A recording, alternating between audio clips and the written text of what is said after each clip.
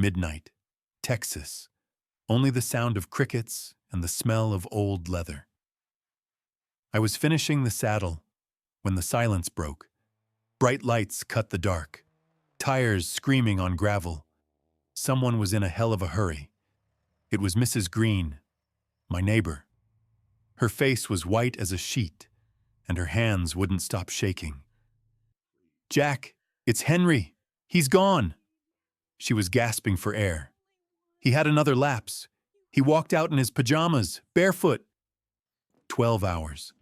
That's how long he'd been out there. Alone. The woods around here don't forgive. Coyotes, snakes, and a temperature that drops like a stone at night. I didn't say much. I just grabbed my coat. Rusty was already waiting by the door. He knew. She gave me Henry's old jacket. It still had his scent, the only map we had left. I held it out to Rusty. He froze, inhaling, locking that scent into his brain like a professional. One short, serious bark. That was the signal. The hunt was on. Thank you for being here. Please subscribe and like this video. Before we continue, tell me, where are you watching from? Drop your city or country in the comments so I know who's listening. The scent was faint, stretched thin by the wind. Rusty didn't care. He locked onto that specific trail, ignoring the distractions of the wild. I kept my light low. Didn't want to blind the dog. Every snap of a twig sounded like a gunshot in this silence. We hit the wetlands. Most dogs would have quit right here. But Rusty's been through worse than a little Texas mud. A wild boar, big, mean, and territorial. It looked ready to charge, its eyes fixed on my dog. Rusty didn't make a sound. He just gave that stare, the kind that makes a predator realize it's outmatched. The beast blinked first. It turned tail and vanished. We didn't have time for a fight anyway. There it was. A piece of Henry's pajama. He was moving fast, probably panicked, and he was getting closer to the ravines. The fabric was cold. This trail was getting fresher, but the terrain was getting dangerous. The fog rolled in like a thick curtain. It swallowed the trees, the ground, everything. I could barely see my own boots, let alone the trail, but the dog didn't need eyes. He had the scent, and it was getting stronger with every heavy breath he took. Suddenly, Rusty locked up. He wasn't looking at the ground anymore. He was listening to something out there in the white void, something I couldn't hear yet. My heart started thumping against my ribs. In these woods, when a professional like him stops like that, it means the rules of the game just changed. Then I heard it. A long, chilling howl that cut right through the damp air. Then another. And a third. It wasn't one animal. It was a pack. They weren't hunting rabbits tonight. They had found something bigger, something slower. My blood ran cold as I realized how close those sounds were coming from. Coyotes. Normally they avoid men, but when the winter is lean and the prey is weak, they get bold. I saw the glint of their eyes in the periphery of my light. They were flanking us, moving with a terrifying, silent coordination. They knew we were between them and whatever they had cornered ahead. I tried to pick up the pace, but the Texas scrub was fighting me. Every branch clawed at my jacket. Every vine tripped my feet. I was too slow. Henry didn't have a rifle. He didn't have a dog. All he had was a thin pajama and a confused mind. I could hear the pack getting louder, more excited. I looked at Rusty. He was vibrating with the need to protect. "Go, Rusty! Find him! Fetch!" I let go of the collar, and he disappeared into the fog like a black bolt of lightning. I couldn't keep up, but I knew he would. He had to. Otherwise, there wouldn't be anything left of Henry to find. I reached the edge of the ravine, and my heart nearly stopped dead in my chest. Down there, in the dirt and the shadows, was Henry. He looked so small, so incredibly fragile, like a dry leaf ready to be crushed by the first cold wind of winter. He was staring at nothing, his mind completely gone, lost somewhere deep in the fog of his own broken memory. He didn't even hear me calling his name, didn't even blink when the light hit him. It's a haunting thing to see a man you've known your whole life become a ghost before he's even dead. The silence of the ravine was heavy, broken only by the sound of my own ragged breathing and the distant, mocking cry of a night bird. I knew right then that finding him was only half the battle. But Henry wasn't alone down there. My flashlight swept the floor of the ravine and caught them. 6 of them. Gaunt, hungry, and emboldened by the unmistakable scent of fear and vulnerability. They were closing in, forming a lethal semicircle of sharp teeth and glowing yellow eyes. They didn't see a neighbor, a father, or a friend. They saw an easy meal that wouldn't fight back. And then there was Rusty. My dog stood like a solid stone wall between those scavengers and the old man, refusing to yield even an inch of ground. He wasn't just a dog anymore. He was a sentinel, a barrier between life and a very dark end. I could see the muscles in his haunches bunching up, ready to explode at the first sign of a strike. Rusty didn't waste any energy on useless barking. Barking is for pets behind fences. He was emitting a low, vibrating growl that was so deep you could feel it in your own marrow. It was a professional's warning to a scavenger. His eyes never flickered for a second, locking onto the alpha of the pack with a deadly focus. He knew the grim math of the situation. If he lunged at one, the others would immediately swarm the defenseless old man. So he stayed planted. He was a living, breathing wall of pure muscle and white teeth.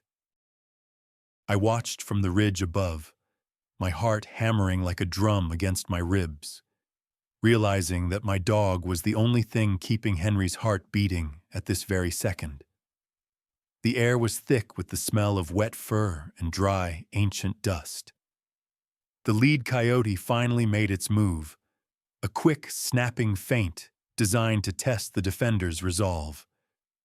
Most dogs would have lost their heads and chased it, leaving the flank wide open. Not Rusty. He moved like a dark shadow, shifting his weight and cutting off the angle before the predator could even complete its spring. He slammed his heavy shoulder into the coyote, sending it tumbling back into the dirt and sand. But he didn't follow up for the kill. He immediately reset his position, shielding Henry once more. It was a masterclass in tactical defense, a silent communication of strength. I was scrambling down the loose, sliding sand of the ravine, but every second felt like a grueling minute. The pack was getting frustrated, and a frustrated predator is a desperate, dangerous one. In the middle of all that chaos, Henry seemed to wake up for a brief, lucid moment. He looked up at the massive black and tan shape standing guard in front of him, the dog that was taking the heat for a man who couldn't even remember his own children's names. I saw him reach out, his fingers shaking with cold and fear, wanting to touch that warm fur, to find some kind of solid ground in his crumbling reality. He looked like a lost child caught in a terrible nightmare, finally seeing a protector standing in the dark. But he didn't touch him. Even in his confusion, some instinct seemed to tell him not to break the dog's focus. The air in the ravine was thick now, tasting of adrenaline and the sharp, metallic tang of impending violence. The pack was done waiting for an opening. They decided to create one. 2 of them split off from the main group, circling wide to hit from both sides of the tree at the exact same time. It's a classic predatory move. Overwhelm the guard, divide his attention, and get to the prize. I saw Rusty's hind legs coil like heavy steel springs under his fur. He was calculating the jump, his head micro-shifting as he realized he could only intercept one of them in the air. I was still 20 feet away, my boots sliding uselessly on the loose shale. My rifle slung over my shoulder but completely useless in this chaotic, high-speed scramble. I shouted, a raw, guttural sound meant to distract them, but the wind just swallowed it up. The lead coyote lunged, and for a single heartbeat, everything went into slow motion. Rusty launched himself with everything he had. He didn't wait for the impact. He went out to meet it head-on. He caught the lead coyote mid-air, 80 pounds of pure muscle slamming into 40 pounds of starving desperation. They hit the ground together in a chaotic cloud of dust, teeth, and fur. But the second coyote was already diving, teeth bared, aimed straight for Henry's throat. I didn't have a clear shot with the rifle. There was too much risk of a ricochet hitting the dog or the old man. Instead, I ripped the flare gun from my tactical belt. The snap of the trigger was the loudest thing in the world. A brilliant, blinding red light erupted from the barrel, screaming through the night air and landing with a hiss right between the second coyote and Henry. The smell of burning magnesium and sulfur filled the ravine instantly. That chemical red glare was more than they could handle. Coyotes are smart survivors, and they know exactly when the odds have shifted from predator to prey. The intense heat and the terrifying scream of the flare sent the whole pack scrambling up the steep slopes, yelping in pure confusion and fear. I finally reached the bottom, my boots hitting the level ground with a heavy thud. I stood over Henry, the barrel of my rifle leveled at the shifting darkness, making sure none of them had any second thoughts about coming back. Rusty let the lead coyote go. He wasn't interested in the kill, only in the mission. He stood there, chest heaving like a bellows, his fur matted with red dust, looking at me for the next command. The immediate threat was gone, but the silence that followed felt even heavier than the noise. "Henry," I whispered, my voice thick and cracking from the fading adrenaline. He looked up at me, and for a split second, I saw a flicker of the man I'd known for over 20 years. The man who used to help me fix my fences and talk for hours about the Texas weather. Then the light faded from his eyes just as quickly, replaced by that haunting, hollow stare of a mind adrift. He was freezing. His skin felt like ice under my touch, and his lips were turning a dangerous shade of blue. We had won the fight against the wolves, but the forest itself was still trying its best to take him. I realized then that the hardest part of the night wasn't finding him or fighting off a hungry pack. It was going to be keeping him alive through the 3 miles of hell we had just crossed to get here. I stripped off my heavy canvas jacket without a second thought. The sudden bite of the night air hit me like a physical blow, but he needed the warmth more than I did. As I wrapped the thick fabric around his thin, shaking shoulders, he didn't move or say a single word. He just stared at Rusty with a strange intensity. My dog, usually so stoic and detached, did something I didn't expect. He stepped closer and began to gently lick the grit and dried blood off Henry's frozen, scratched feet. It was a moment of pure, unscripted humanity from a creature that doesn't use words. I checked my watch. We had maybe an hour before his body started to shut down for good. I looked up at the steep, crumbling walls of the ravine. Coming down was easy. Going back up with a man who couldn't even stand. That was the real test of our souls. Every step up that crumbling slope felt like trying to climb a mountain made of sugar. The sand gave way under my boots, sliding back, threatening to dump both of us into the dark pit we'd just escaped. Henry was dead weight on my back, his breath ragged and thin against my neck, a constant reminder that the clock was ticking. My muscles were screaming, a dull, throbbing ache that started in my lower back and radiated down to my calves. But then I felt something, a steady pressure against Henry's legs. I looked back, and there was Rusty. He wasn't just following. He was using his broad shoulders to nudge Henry upward, bracing him every time I slipped. We were a tripod of bone and grit, fighting the gravity of Texas itself. I kept my eyes on the rim, on that thin line of violet light where the world began again. I didn't think about the pain or the cold. I only thought about the next 6 inches of ground. If I stopped, he died. If I fell, we both stayed here. The silence of the desert was gone, replaced by the roar of my own blood in my ears and the rhythmic, heavy panting of my dog. We weren't just a man and his pet anymore. We were a single machine, fueled by a stubborn refusal to let the dark win. We crested the ridge, and I collapsed onto the hard, cold earth, gasping for air that tasted like frost. Henry slumped beside me, but he didn't close his eyes. Instead, he stared at his right hand. For the first time, I noticed he was clutching something, a small, rusted tin box, the kind people used to keep tobacco or old sewing needles in. He held it with a white-knuckled grip, as if it were the only thing keeping him anchored to this earth. "Henry?" I wheezed, trying to get my heart rate under control. He didn't look at me, but a small, sad smile touched his blue-tinged lips. "I found it, Jack," he whispered, his voice barely audible over the wind. "I found her." It hit me then like a physical blow. He hadn't just wandered off in a state of confusion. Even with his mind breaking, even with the shadows of dementia closing in, some primal part of his soul had remembered this spot. I realized that this ravine wasn't just a hole in the ground. It was a grave. Not a physical one, but a grave of memories. He hadn't been running away.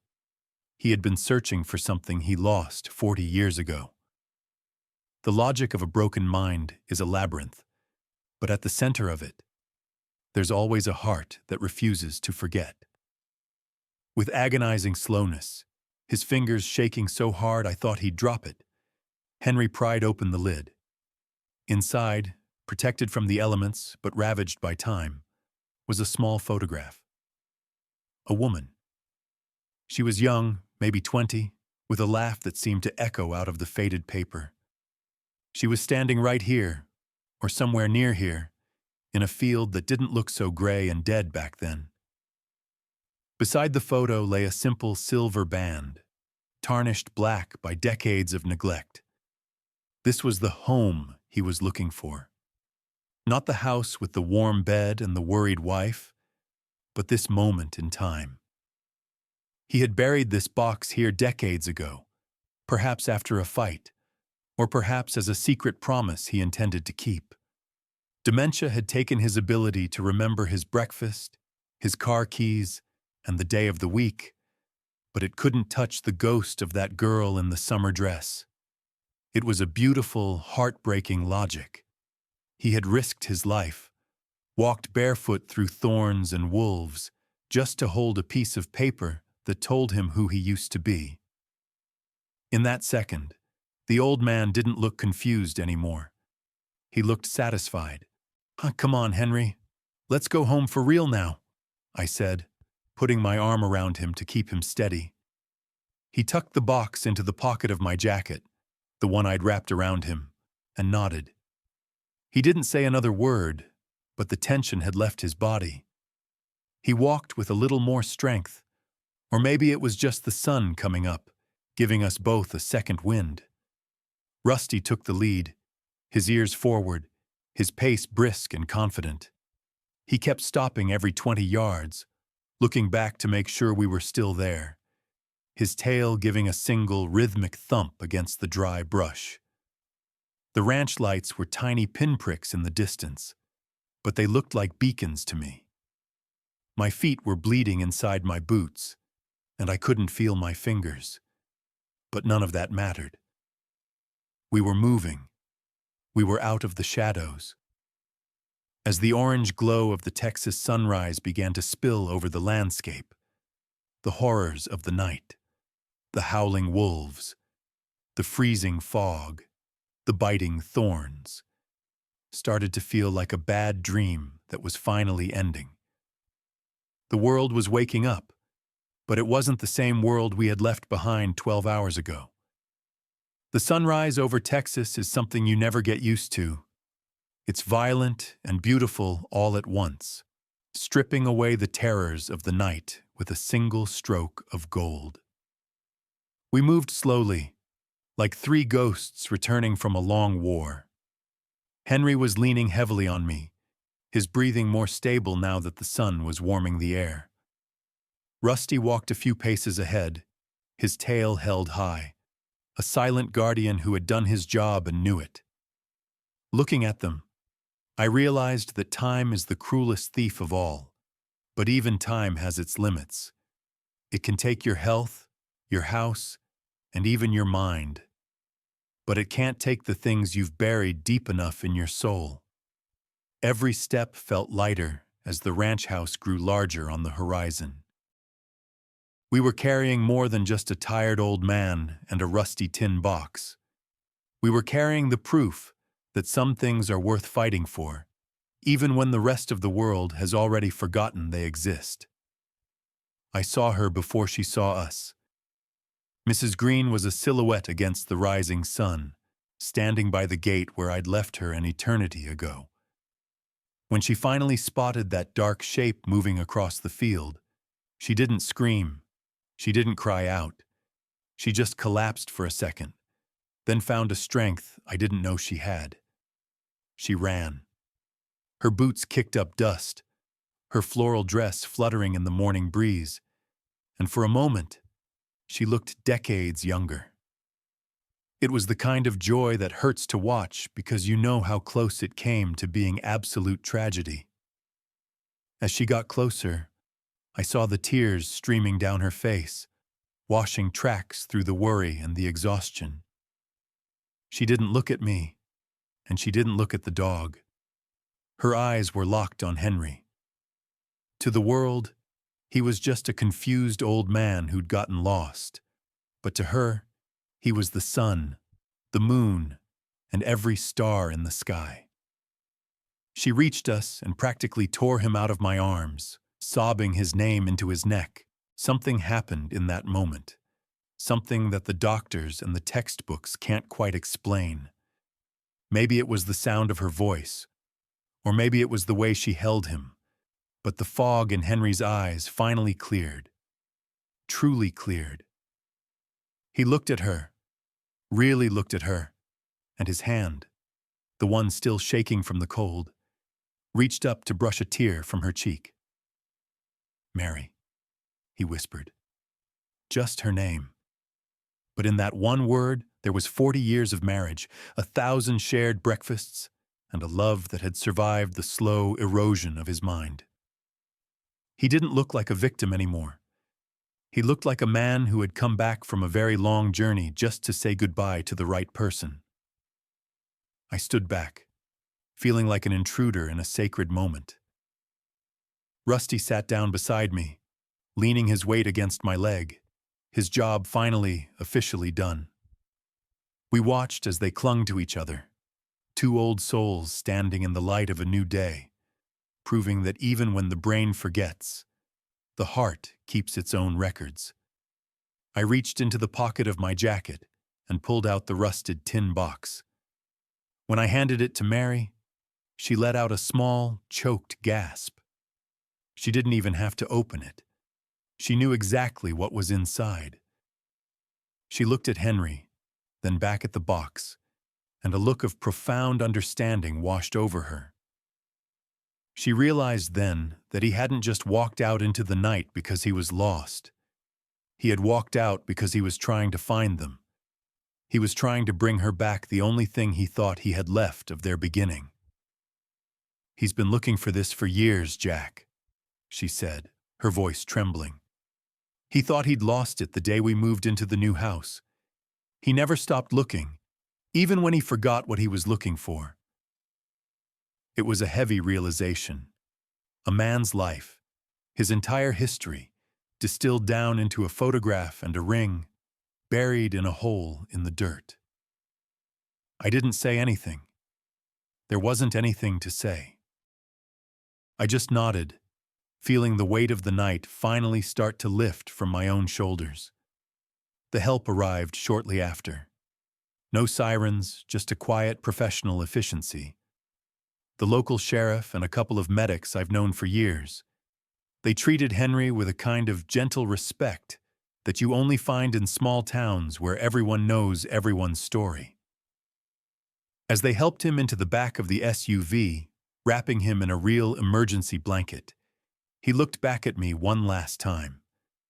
He didn't say anything, but he gave a single, slow nod. It wasn't a nod of confusion. It was a nod of thanks. A man-to-man acknowledgement of what had happened out there in the dark. I watched the dust rise as they drove away toward the clinic, Mary sitting right beside him, holding his hand like she was never going to let go again. I stayed there by the gate for a long time, the silence of the morning settling over the ranch. The coyotes were gone. The fog had vanished, and all that was left was the smell of dry grass and the feeling of a job well done. I looked down at my boots. They were ruined, caked in layers of mud from the swamp and dust from the ravine. My jeans were torn at the knees, and I could feel the sting of a dozen different scratches on my arms. I felt every bit of my 55 years in that moment. But then I looked at Rusty.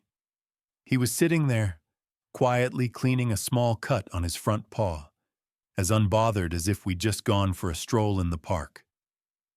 He'd faced down a pack of predators and carried the weight of a dying man's memories without a single complaint. He looked up at me, his brown eyes clear and steady, and I saw the same thing I've seen in the eyes of the men I served with. A quiet pride in doing what had to be done. We were both beat, exhausted to the bone, but we were both standing. And in the end, that's all that matters in this part of the country. You show up, you do the work, and you hope you're strong enough to make it back before the sun comes up. We made it back to the porch, just as the coffee pot in the kitchen started to whistle. I didn't make a cup, though. I just sat down in my old creaky chair and let the sun hit my face. It felt like the warmest thing I'd ever felt.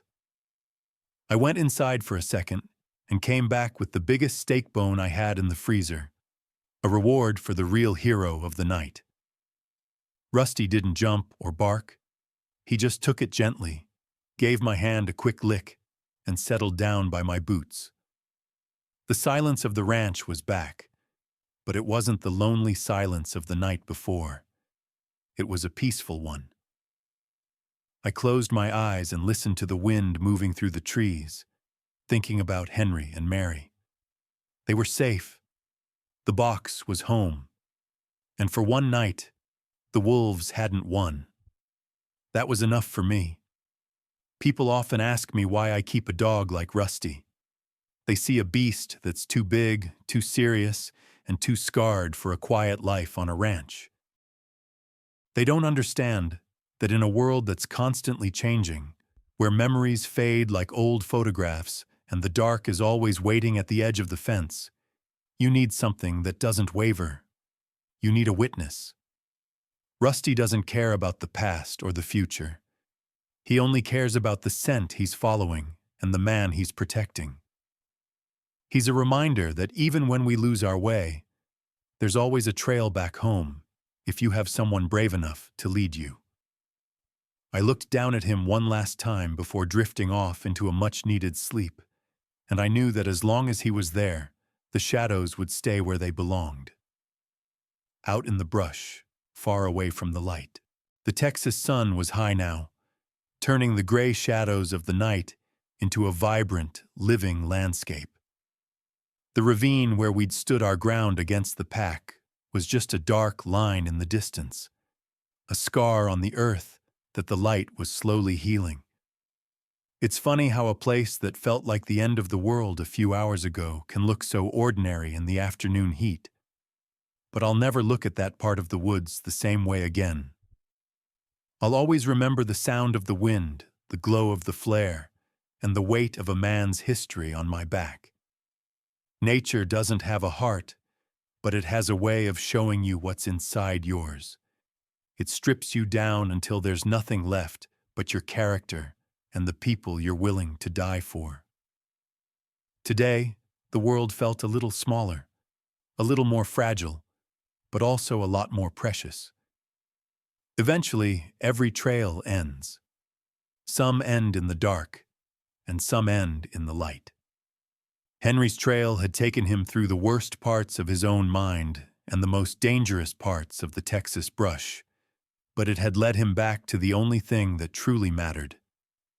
As I sat there on my porch, I knew that the box on Mary's table was more than just metal and paper. It was a bridge back to a time when things were simple, when a promise meant everything, and when the future was as wide as the horizon. We did more than save a life last night. We saved a story. And as long as someone is willing to follow the scent, no story is ever truly lost. My name is Jack, and this was the night I learned that the most important tracks we leave behind aren't made with our feet, but with our hearts.